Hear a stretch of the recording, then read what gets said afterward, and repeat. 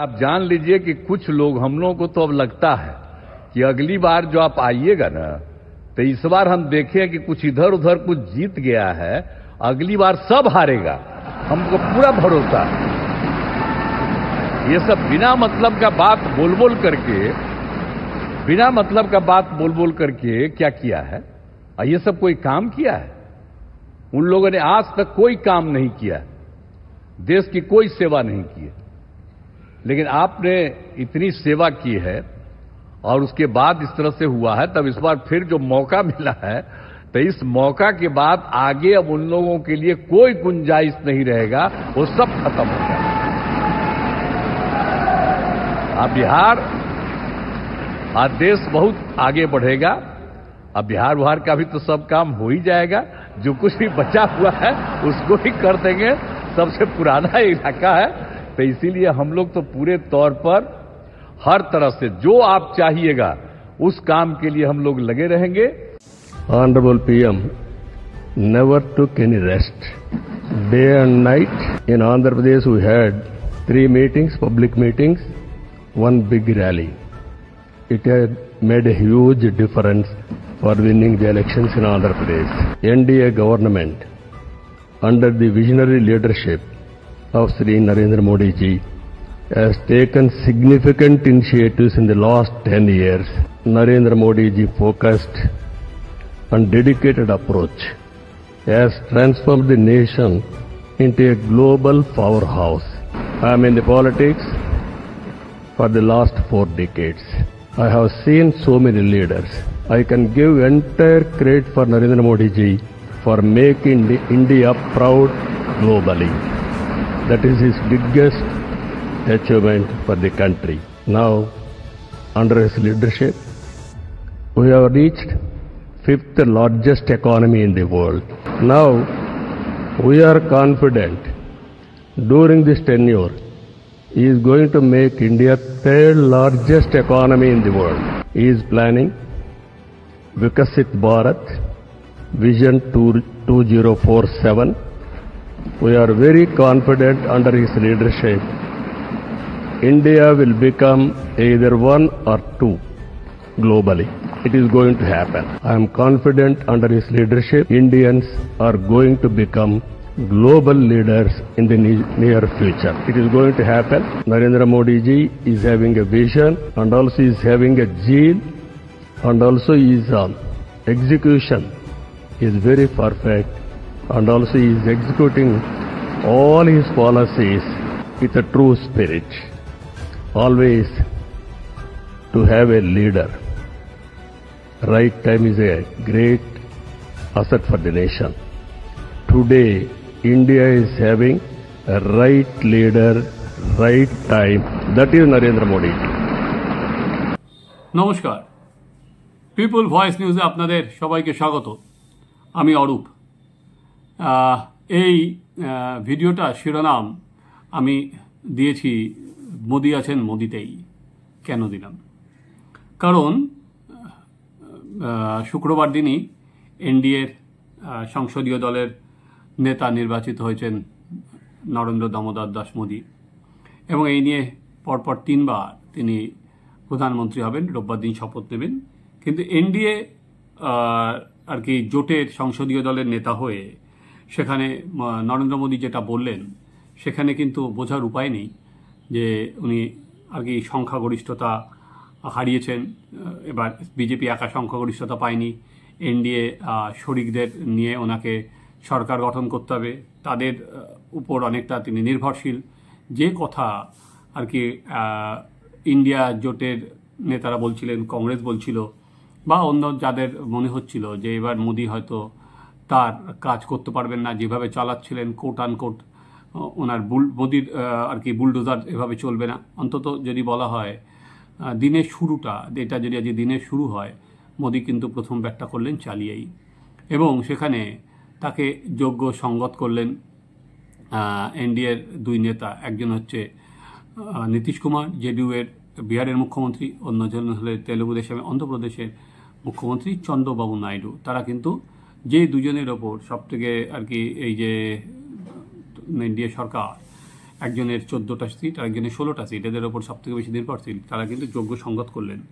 এবং আজকে যে ভিডিওতে দেখা যাচ্ছে যে নীতিশ কুমার আর কি প্রায় নরেন্দ্র মোদীকে সেন্ট্রাল হলে প্রায় নমস্কার করতে যাচ্ছিলেন, যদিও নরেন্দ্র মোদী হাতটা ধরে ফেলেন, নমস্কার করতে দেননি। এবার নীতিশ কুমার বক্তৃতায় যেটা বলেছে, যেটা অনেকের মধ্যেই একটা সংশয় ছিল যে নীতিশ কুমার একবার এনডিএ, একবার ইন্ডিয়া জোট এবং ইন্ডিয়া জোটের অনুঘটকের কাজ করে আবার এনডিএ, এরকম নানাভাবে পাল্টি কুমার হিসেবেই উনি খ্যাত হয়ে গেছেন। কিন্তু নীতিশ কুমার আজকে যা বললেন, চলুন আপনাদের একটু পড়ে শোনাই, একটু বলি সেটা। এবং তাতে কিন্তু অন্তত শুরুয়াদের যে শুরুর যে মোদীর, সেখানে কিন্তু কনফিডেন্স দেবে এনডিএ জোটকে। নীতিশ কুমার বললেন, আমাদের জনতা দল ইউনাইটেড বিজেপি নেতা নরেন্দ্র মোদীকে পরবর্তী প্রধানমন্ত্রী হওয়ার জন্য সমর্থন জানাচ্ছে। এরপরেই মোদীকে উদ্দেশ্য করে তিনি বলেন, 10 বছর ধরে আপনি দেশের সেবা করছেন, আমাদের প্রধানমন্ত্রী হতে যাচ্ছেন, আমার পুরো ভরসা আছে, যা কিছু বাকি আছে পরের বার সেগুলো পূর্ণ করে দেবেন, আমরা পুরোপুরি আপনাদের সঙ্গেই আছি।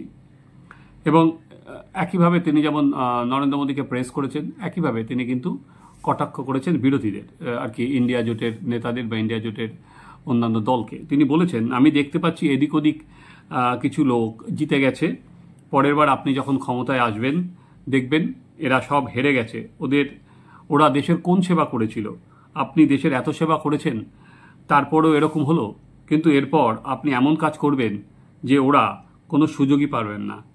তখন ভিডিওতে যদি দেখা যায় নীতিশ কুমার যখন বলছেন, তখন যখন নরেন্দ্র মোদীর মুখের ওপর ক্যামেরা বসেছিল তখন কিন্তু আর কি নরেন্দ্র মোদী বেশ উপভোগই করছিলেন এবং আনন্দই পাচ্ছিলেন।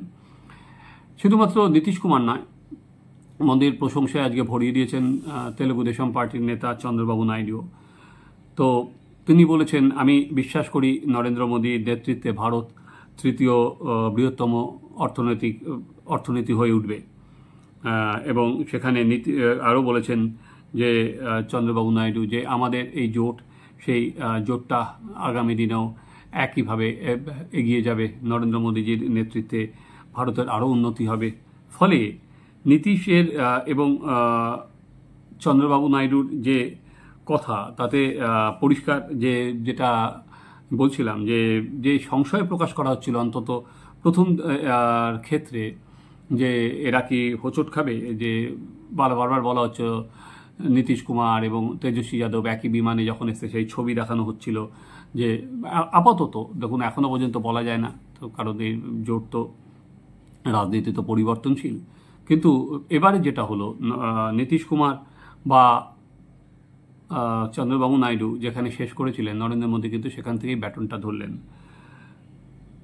লোকসভা ভোটের পর একটা ছবি যেটা হচ্ছিল যে বিজেপি অনেক আর কি হতাশাগ্রস্ত, হেরে গেছে, আপকি বার 400 পারের আর কি নাড়া দিয়ে বা স্লোগান দিয়ে যারা বলেছিল ক্ষমতায় আসবে, বিজেপি একাই 370টা আসন পাবে, সেখানে দাঁড়িয়ে 240টা আসনে বিজেপির বিজয় রথ থেমে গেল এবং স্বাভাবিকভাবেই বিজেপির সংখ্যাগরিষ্ঠতা থেকে বিজেপি অনেক নেমে গেল। এবং সেটাই রাহুল গান্ধী এবং সিপিএম বা অন্যরা সেটা নরেন্দ্র মোদীর হার হিসাবেই বড় করে দেখানো হচ্ছিল, যে এই হারটা হচ্ছে নরেন্দ্র মোদীর এটা ব্যক্তিগত হার। সেখানে দাঁড়িয়ে মোদী কিন্তু সেখান থেকে আজকে যে চাপটা ছিল বা সেখান থেকে তিনি কিন্তু এই বলটা ঘোরানোর চেষ্টা করলেন। যে তিনি যেটা আজকে বললেন সেটা হচ্ছে সেই আর কি, যে নরেন্দ্র মোদী যেটা বিজেপি একক সংখ্যাগরিষ্ঠতা থাকার সময় যে কথাগুলো বলেছিলেন, আজকে কিন্তু এনডিএ জোটের আর কি এনডিএর প্রধানমন্ত্রী হওয়ার পরও তিনি কিন্তু একই কথা বললেন। এবং সেখানে একটাই ইস্যু, সেটা কিন্তু অনেক সময় কোনো সময় আজকে এনডিএর কথা বলেছেন, কোনো সময় কিন্তু মোদি গ্যারান্টি এই কথাটা তুমি বলেননি। ওনার কথায় কথা এনডিএ জোটের কথাই হয়েছে। উনি বলেছিলেন গতবারও এনডিএ জোট ছিল, তার আগের বারও এনডিএ জোট হয়েছিল, 224-এর আগেও এনডিএ জোট ছিল, 224-এর পরেও এনডিএ জোট আছে। তাহলে পরিবর্তনটা হলো কোথায়? আর কংগ্রেস গত 14, 19, 2024 সালের যোগফল করেও 240টা আসনে আসতে পারেনি। এবার যিনি বলেছেন, এবার উনি যেটা বোঝাতে চাইছেন আর কি, ওনার মোদীর ভাষণের যেটা পরতে ছিল, যে বিরোধীদের উদ্দেশ্যে শ্লেষ, কটাক্ষ, টিপ্পনী, নানা রকম কথা উনি তুলে ধরেছেন। উনি বলেছেন এবার এনডিএ এবার ইভিএমে এবারের ভোটে ইভিএম যোগ্য জবাব দিয়েছে, অথচ ফল প্রকাশের পর আমাদের ফলকে খাটো করে দেখানোর চেষ্টা হচ্ছিল যেন আমরা হেরে গিয়েছি। দেশবাসী জানে আমরা না হেরেছি না আমরা হারবো। আগেও এনডিএ সরকার ছিল, এখনও আছে, আমরা হারলাম কোথা থেকে, যে বললাম উনি ওইটাই বোঝানোর চেষ্টা করছেন। কংগ্রেসকে আক্রমণ করে তিনি বলেন যে 10 বছর পরেও কংগ্রেস 100 পার করতে পারলো না আর কি, নরেন্দ্র মোদী আসার 10 বছর শাসনে 14 উনি আর কি কংগ্রেস 42, কংগ্রেস 54, কংগ্রেস 99টা আসন পেয়েছেন। এবার আবার উনি যে জোট আগেও যেটা জনসভায় বলেছিলেন সেই জোটের কথা বলেছেন, ওনারা রাজ্যে রাজ্যে একে অন্যের বিরুদ্ধে লড়ছে, কিন্তু এখানেই ওনারা দেখাচ্ছেন এগুলো একটা ফটো অপরচুনিটি। এখানে আর কি ওর পিঠে ছুরি মারছেন, রাজ্যে ওর পিঠে ছুরি মারছেন। এবার মোদী যেটা বলছেন যে প্ল্যান, সেখানে বলেছেন এখানে কোনো রকম আটকানো হবে না। তিনি যেটা বলছেন এনডিএর কাজ হবে নিউ ইন্ডিয়া তৈরি করা, আমাদের কাছে সেই রোডম্যাপ আছে, আমি আরও শক্তিশালীভাবে দেশকে এগিয়ে নিয়ে যাব। এনডিএ সরকার বরাবরই দুর্নীতিমুক্ত স্থায়ী সরকার দিয়েছে। সরকার কিভাবে গরিবের কাজ করতে পারে সেটা আমরাই প্রথম বুঝিয়েছি। আগামী 10 বছর আমাদের প্রধান লক্ষ্য হবে আরও বিকাশ, সুশাসন, উন্নয়ন, নারীদের বিকাশ, রেল, সড়ক, যোজনা সহ পরিকাঠামো তৈরি, জীবন ধারণের মানোন্নয়ন। এখন যেহেতু এখন বিজেপি একা সংখ্যাগরিষ্ঠতা নেই, পরিবর্তিত পরিস্থিতি, সেখানে দাঁড়িয়ে নরেন্দ্র মোদীর মুখে কিন্তু সর্বসম্মতির কথা শোনা গেল। তিনি বলেছেন সর্বসম্মতিতেই তো দেশটা চলবে। শরিকদের উদ্দেশ্যে মোদী বলেছেন আমাদের সৌভাগ্য যে আপনারা আমাকে নেতা হিসাবে নির্বাচন করেছেন, এতে বিশ্বাসের ভিত্তি আরও মজবুত হলো, এটাই আমাদের বড় পুঁজি।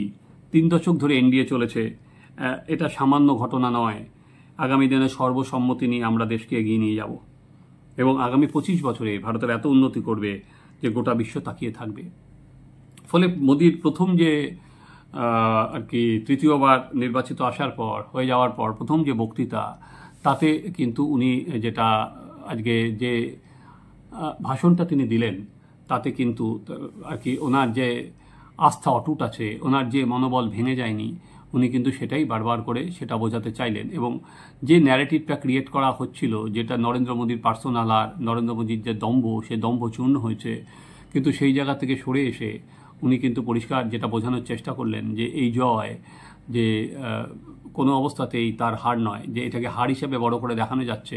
সেখানে তৃতীয়বারে এসে তারপরেও 240টা আসন পাওয়া, সেটা চারটিখানি মুখের কথা নয়, যে কংগ্রেস তার গত 10 বছরের শাসনেও যোগফল করেও 240টা পায়নি। এ তো গেল, আমি আবার বললাম মর্নিং শোজ দ্য ডে, ইংরেজিতে একটা কথা আছে। ফলে যেভাবে শুরু হলো সেইভাবে কি চলতে থাকবে এটা জানা নেই। অলরেডি জেডিইউ বলেছে যে অগ্নিবীর যে প্রকল্প সেটা ঠিক করে খতিয়ে দেখা দরকার, কারণ আমরা জানি পরের বছর বিহারে বিধানসভার ভোট, এবং সেখানে যদিও জেডিইউ এবং বিজেপি একসাথেই লড়বে, সেটা তার আগে তারা ওখানে প্রচুর ছেলে সেনাবাহিনীতে চাকরি করে, ফলে সেখানে অগ্নিবীরটা স্বাভাবিকভাবেই তাদের কাছে চিন্তার বিষয়। যে এখানে আমরা দেখেছি ইউপিতে বা পাঞ্জাবে বা হরিয়ানায় অগ্নিবীরের একটা প্রভাব পড়েছে, তো তাই জন্য তারা অগ্নিবীর প্রকল্পটা খতিয়ে রাখার কথা বলেছেন। ফলে এখনও পর্যন্ত প্রথমবারের আজকে যদি বলা হয় দিনের শুরুটা কিন্তু একেবারে খুব ভালোভাবেই মিলে সুর মেরা তুমহারা, এই মিলে সুর বনে হামারা, প্রত্যেকে সুর মিলে গেল প্রথমে অন্তত সংসদীয় দলের মোদীকে যেখানে নেতা নির্বাচিত হলে সেখানে। জানি না, রাজনীতি আবারও বললাম বড় জটিল, তার গতিপথ ভিন্ন, সময়ের সঙ্গে সঙ্গে বদলায়, কিন্তু এই যে হানিমুন পিরিয়ড যেটা শুরু হলো নরেন্দ্র মোদীর, দেখুন এটা কতদিন চলে, কিভাবে চলে। চলুন আমরাও নজর রাখবো, আপনারাও নজর রাখুন, দেখতে থাকুন আমার চ্যানেল সাবস্ক্রাইব করুন, আপনাদের মতামত জানান।